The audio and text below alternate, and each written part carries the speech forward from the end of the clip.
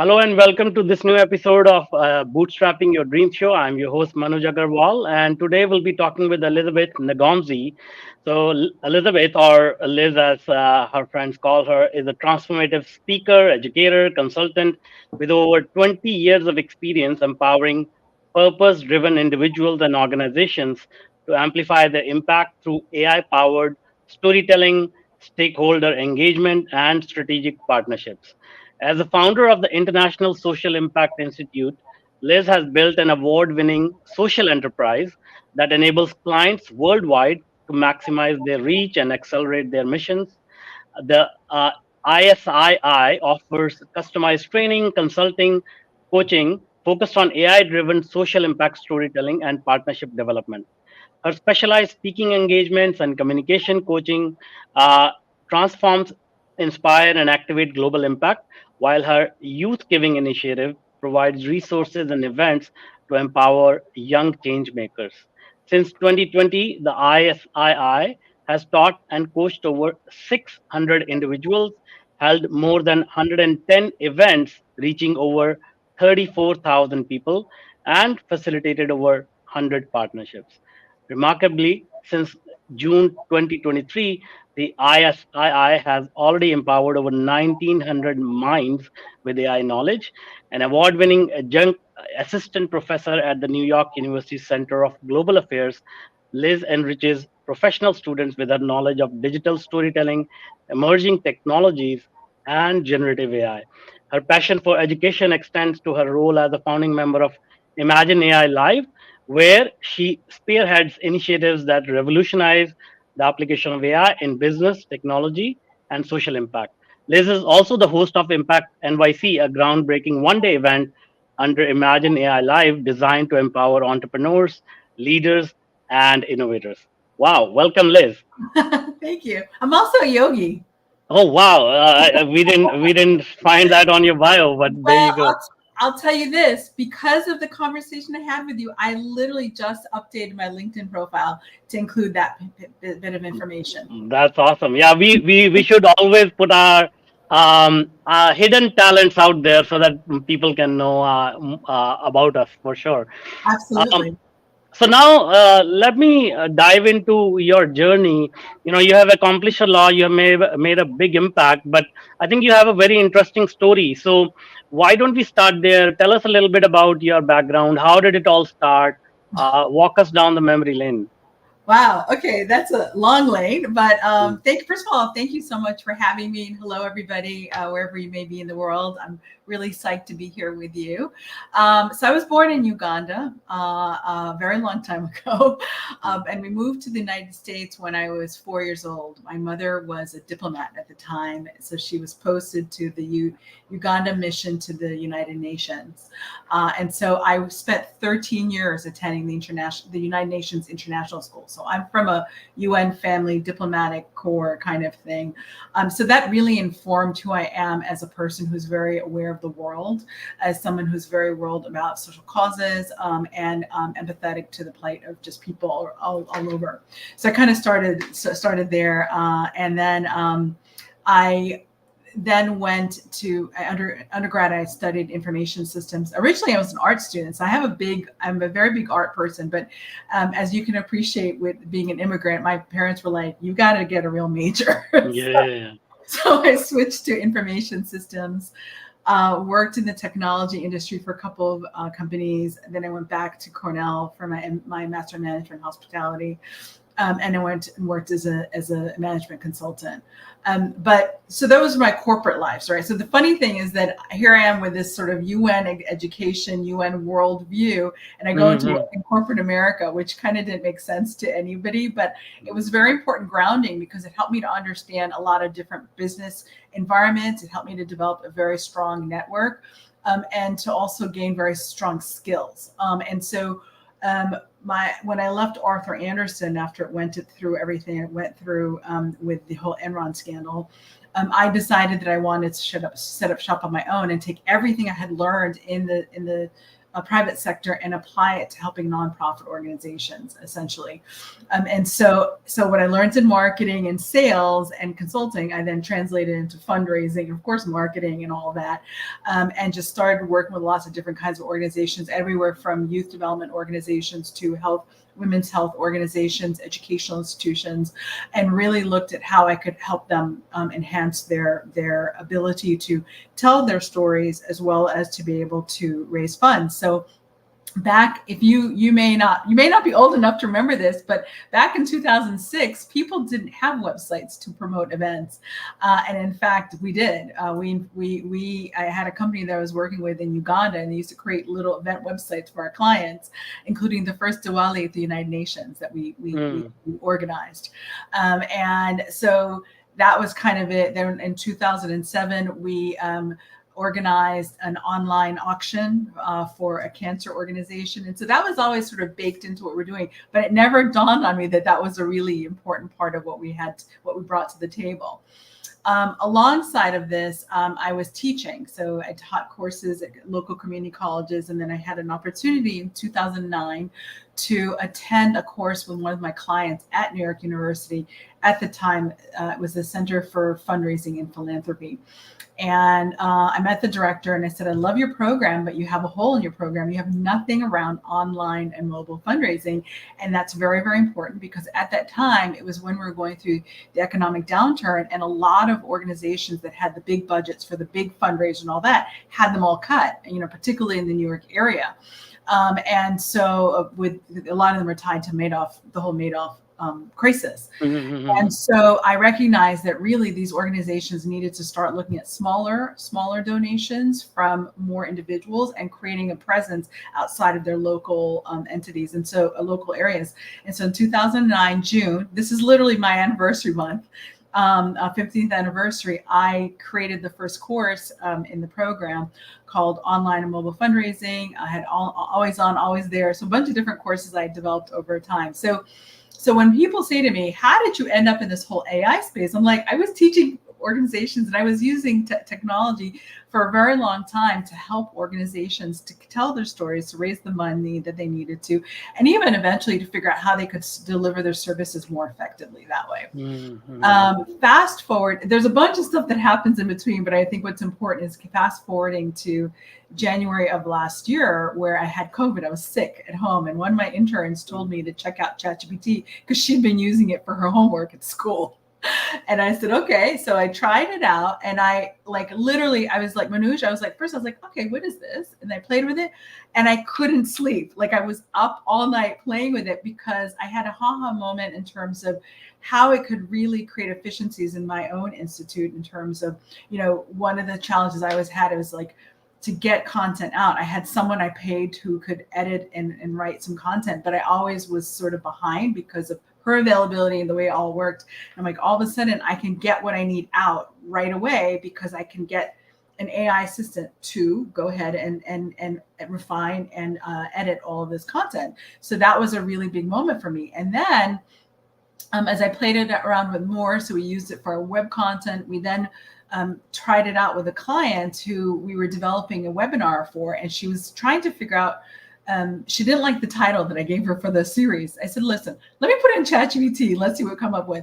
And I gave her 3 versions. She's like, I love them. And I was like, oh my gosh. So I said, okay, now let's see how we can integrate it into even developing some of this content related to these events we were producing, like runs of show and the like. And it just kind of built from there to a point when I was like, well, if we're doing it for ourselves, if we're integrating it into some of the work product, why can't we teach people how to use this? Let's just integrate into what we're already doing. We're already teaching digital storytelling. We're already kind of helping folks enhance their presence online. This is just the next level of that, right? And so then in June of last year, I was invited to speak at a philanthropy conference in Zanzibar, in East Africa. And so I presented my first talk at that. It was a short talk, but basically I wanted people just to try AI. I was like, you know what, if you can just try ChatGPT, just like to see it, you don't have to be afraid of it. Then I can open the door for you in to start thinking about how to integrate it into your organization, how to use it for your own career and the like. And it's kind of just taken off from there. And one of the things that you may not have seen is that at this point, we've trained since June of last year, 2,000 people in AI.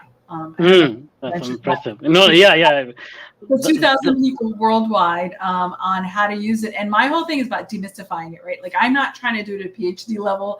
I want to talk to those people who are afraid of it and have been, who really desperately need it, because I really believe that it's quite, it can level the playing field for smaller organizations, for entrepreneurs, for solopreneurs, for people who typically are under-resourced and need these kinds of, can really benefit from having this additional assistant to kind of help them scale. No, excellent.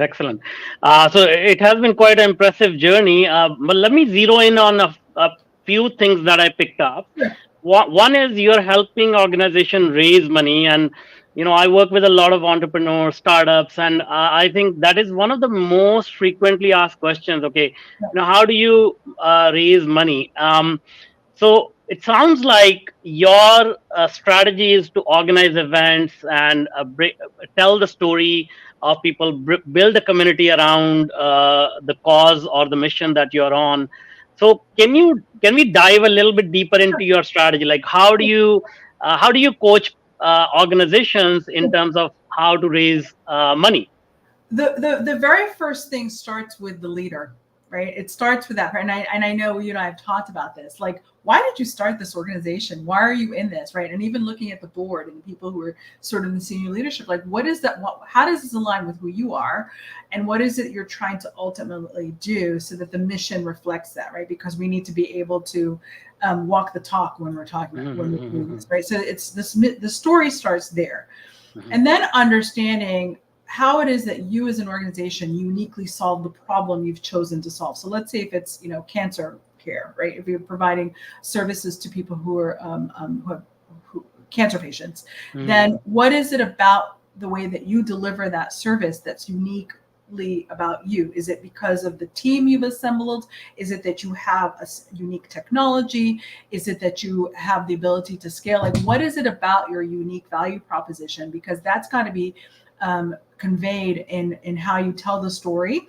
And then ultimately, then it helps you to understand who is going to most resonate with that, right? So unfortunately, what happens is a lot of organizations, or even frankly, entrepreneurs, they have an idea of what they're trying to create, and it's probably a great idea. And then they say, okay, such and such has money. I've heard about this funder. I've heard about this foundation. Yeah, they should fund me. And it's like, no, you need to understand what your unique value proposition is, and then look at it relative to what their funding strategy and their priorities are. So, like, just because you've heard of Gates Foundation doesn't mean Gates Foundation funds what you do, right? So it's really creating that mutual alignment, which requires research. But the good news is with ChatGPT, with all these different platforms, that can shortcut a lot of it for you so that you don't have to pour through a ton of content to be able to find that. Because unfortunately, for nonprofit organizations, only 10% of foundations in the US actually have websites. So it's very hard to find that information out, right? But by doing research to understand what their funding priorities are, whether it's on the nonprofit side or even we're talking about VCs or other types of for-profit funders, you need to understand what they're trying to do, because ultimately the reason why someone's going to invest in you or invest in your organization or company is because you're solving a problem that they're trying to address.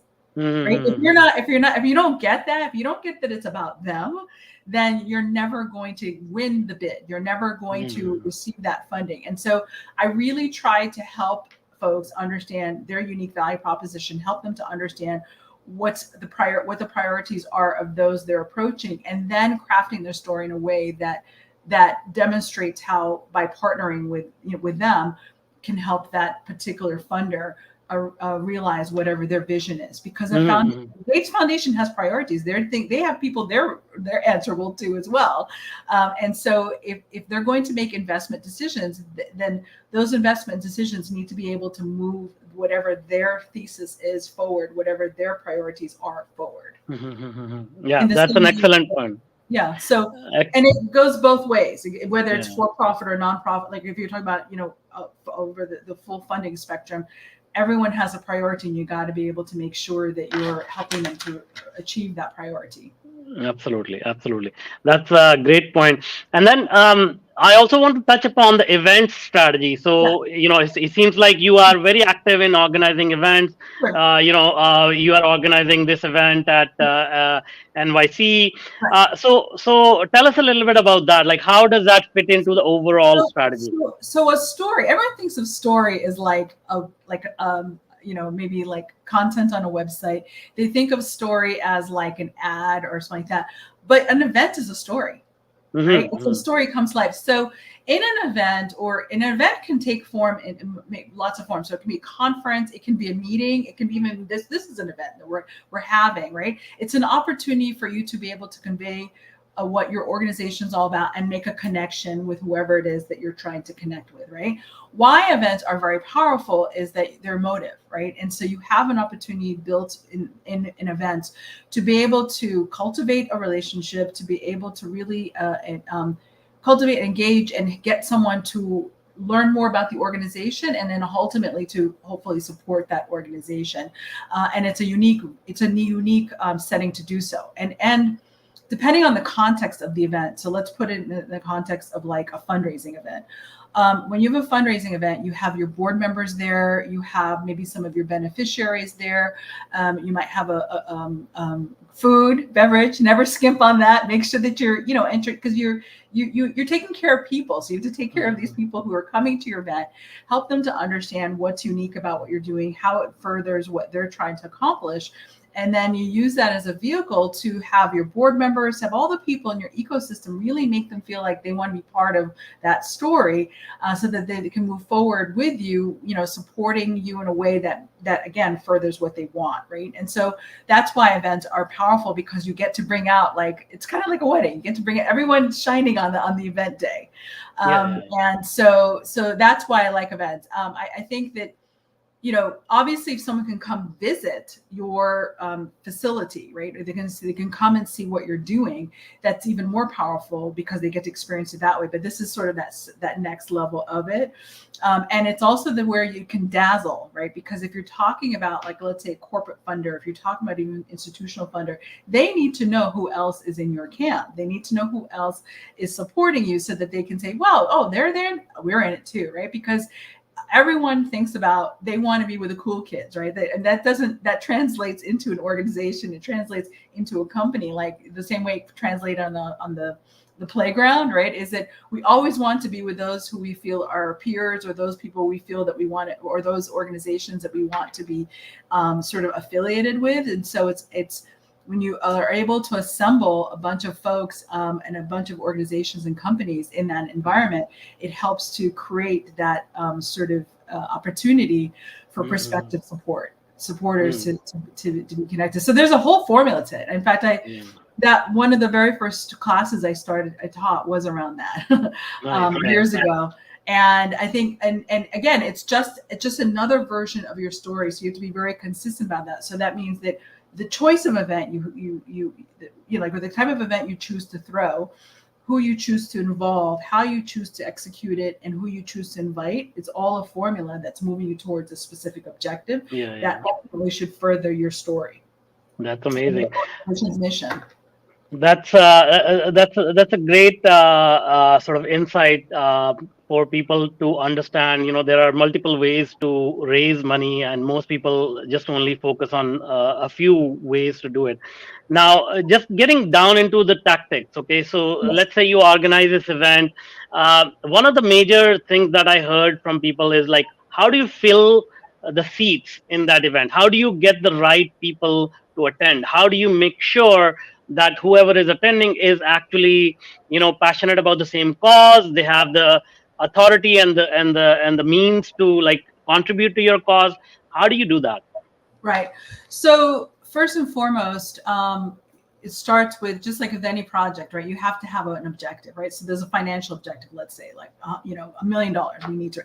So I'm going to actually give you a real case study. How's that? That'd be helpful. Yeah, absolutely. That'll be awesome. Years ago, this is going back to like 2008, an organization that does really amazing work with after school programs in Newark, New Jersey, reached out to me, and they were like, we need to do a fundraiser for our organization, and it was a significant year. It was a milestone year for them, but like, they had never done a fundraiser before. And I said, okay. And they were like, well, we have 9 weeks. I'm like, 9 weeks is like, you have no chance.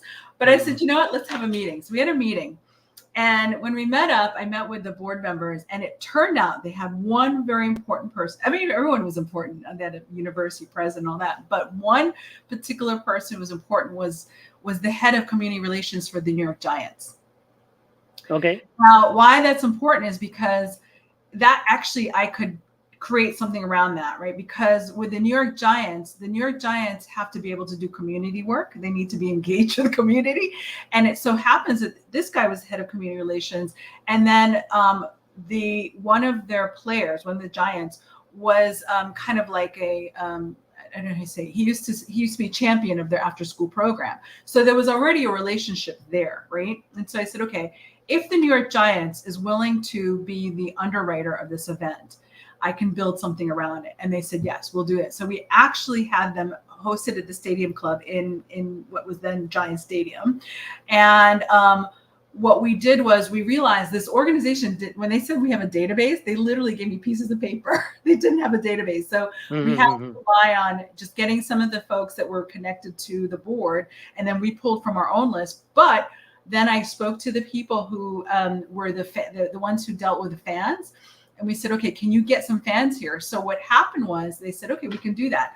We placed a player at every table because what was drawing the people in, because I needed to raise money, right? That was my primary goal, was to raise money. Now the fans were going to come primarily because they wanted to sit with the player and all the experiences we had. And ultimately I got the client to the objective. The objective was to raise that money. That's what we needed, right? And then it was up to the client to get these people to be excited about the organization. So we were able to bring people to this event. We had one giant at every table. We had a basic dinner, and the whole event was sports themed, right? So we had like an auctioneer who was a former Giant who people know very, very well. We had a very well-known sportscaster who was the MC, and then we gave away sports memorabilia and sports-related kind of items, again connecting to the people who were at that event.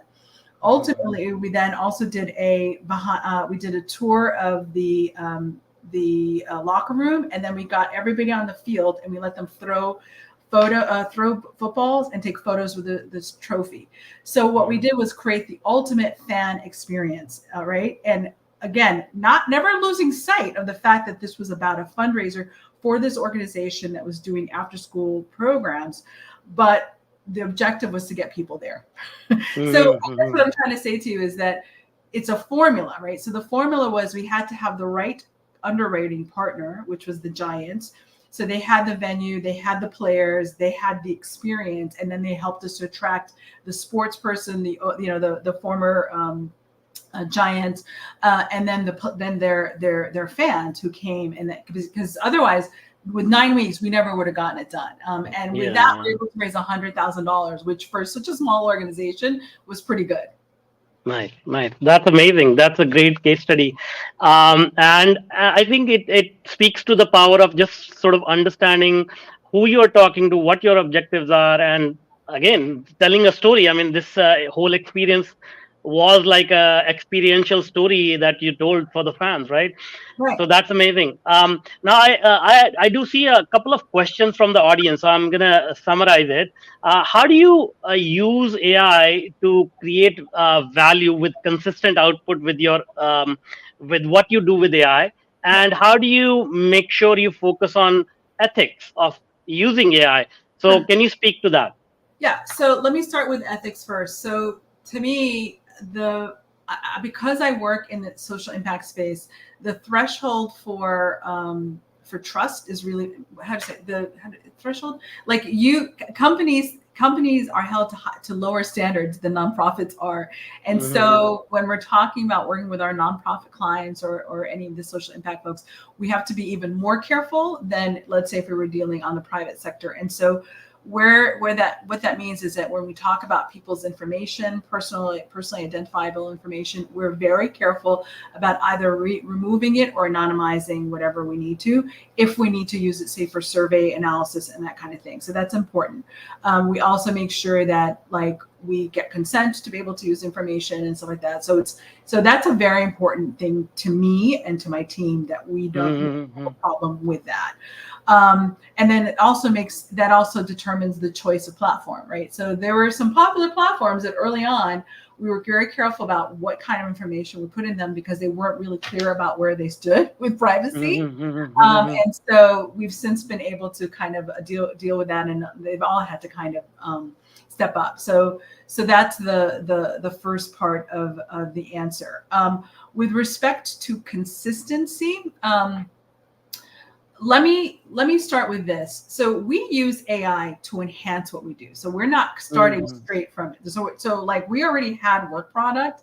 So what we're doing is using it to maybe tailor it for a specific purpose, or we're using it to refine, right, and the like. And we have prompts that we've created to be able to do that, right? So it's all about helping us to enhance the quality of our output, and to be able to help us sort of be more efficient in what we're doing. And then thanks to you, Manoj, now I have my own Liz GPT, so we're going to be able to do that as well. So we're taking all of what I've created on my own to be able to work even more smartly, right? So that we're training on our own data, which is good. That's awesome. Does that help? And yeah, absolutely.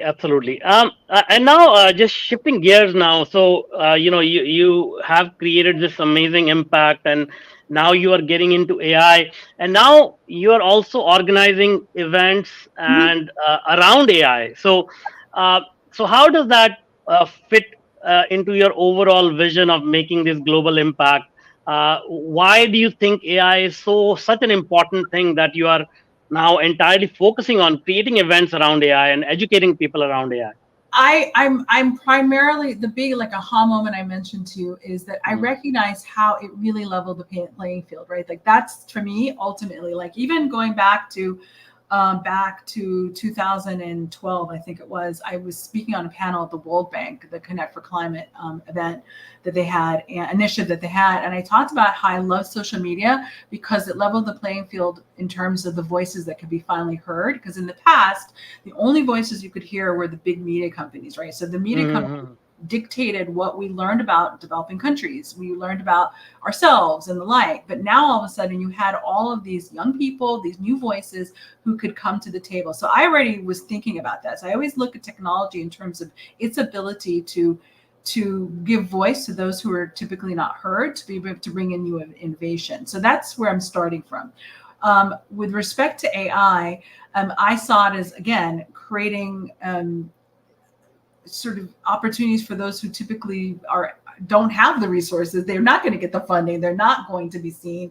And so therefore, they're never going to be able to scale their impact, but are probably doing the most incredible work out there. And so I felt like if I could first do the training, that would be great, right? But then I thought, connecting with these folks at Imagine AI Live, I said, well, an event makes sense. We already do events, but I hadn't thought of it as, it was like an event. It would be like, in the past, it was like we're offering AI as an adjunct to like a social impact conference. But that was like, well, why not an AI conference? But an AI conference that's geared towards people who are trying to figure this out, right? So this is not PhD level AI. This is not how do you train that. It's not about, how do you develop this? That's not what we're trying to do. What we're trying to say is, if you are an organization leader, if you're a CEO of a company, if you're an entrepreneur, if you're an individual, if you're a student, and you're just trying to figure out how to integrate this into your workflows, if you're trying to figure out how to integrate this so that you can make yourself much more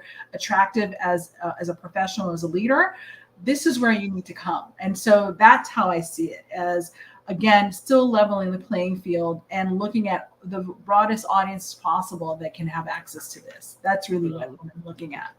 That's awesome. And I feel like we should also highlight that you're doing this work globally, right? Not just in North America. So can you speak to that? Like you have some initiatives in Africa, or so? Yes. So can you share a little bit about that? So I'm actually going right after Imagine AI Live Impact NYC that you're coming. We're so grateful that you're coming to join us, and you're going to be speaking in on July 12th. I fly July 14th to Rwanda, and I'm going to be speaking at the African Leadership University. So they're having an AI symposium 1 week long. So I'll be in residence for that, and that will be geared towards students at 3 different universities. So they're bringing in the students, and again, making AI accessible. It's not so much about there are going to be some elements that are going to be geared towards more of the computer science, software engineering students, but for the broader students, we have programming that will help them figure out how to integrate it into their career search, how to even integrate it into their skill set, right? So they can have a stronger skill set, because everyone needs to learn how to do this. And the like. And so that's one way we're going to be doing it. That's one aspect of what we're doing. And then we've worked with other organizations, sort of globally, who had us train either their fellows or their beneficiaries on how to use this technology. And in fact, just 2 Mondays ago, we delivered a training via Zoom to an organization it's a global organization focused on women's reproductive rights. And they brought together 18 country heads in London. Unfortunately, I couldn't travel to London because it was after our ASFAI event remotely. And it was to help them understand how they could become better brand ambassadors digitally for this organization, then showing them how they could, repurpose the content developed by this organization to be able to localize it for their context, and then also creating their own content to be able to tell the message, to give the message out there, ultimately to deliver more services to more people, but also to raise more money. Awesome. That's great. Well, thank you so much, Liz, for being here, sharing your story and what you're doing in the world. Before I let you go, can you tell us, if people want to reach out, what is the best way to contact you? I would love for them to reach out to me. I'm on every platform as at Liz Ngonzi. They can also go to lizngonzi.com or socialimpactinst.com. If they're interested in learning more about Imagine AI Live, Impact NYC, they can go to imagineai.live. But connect with me on LinkedIn or X, and just let me know what you're trying to do, what you're excited about, what tools are you doing, what are you working on, and what are you scared of? Because I think we're all in this together. I was thinking about a proverb this morning one of my favorite proverbs from Africa. It's if you want to go fast, go alone. If you want to go far, go together. And then I thought to myself, but with AI, you can go far and fast, right? And in unimaginable places, right? So I feel like that human AI interaction is helping us to really go to places we never really thought about before, a lot more effectively, more efficiently. But it also gives us an opportunity to collaborate in new ways. I really do believe in that. And so I want people to think about the importance of that and not be afraid of AI, because it's not going anywhere.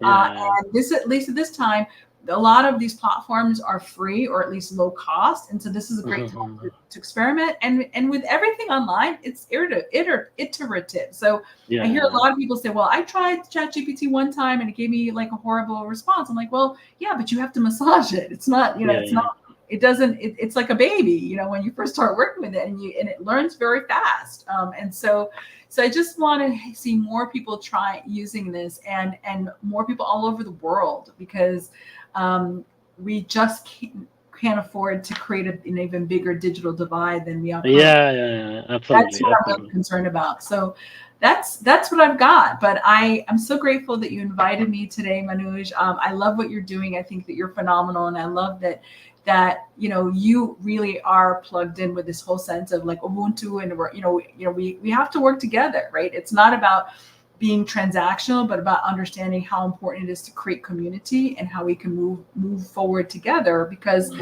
it's important. That's the only way you make these ripples, right? The ripple effect when you're working together and to affect change. So thank you. Yeah, absolutely. No, all the positive energy right back at you with what you are doing, and I'm really happy to collaborate and and participate in this collective effort. So thank you so much, and we'll put those links in the show notes so that people can reach out easily.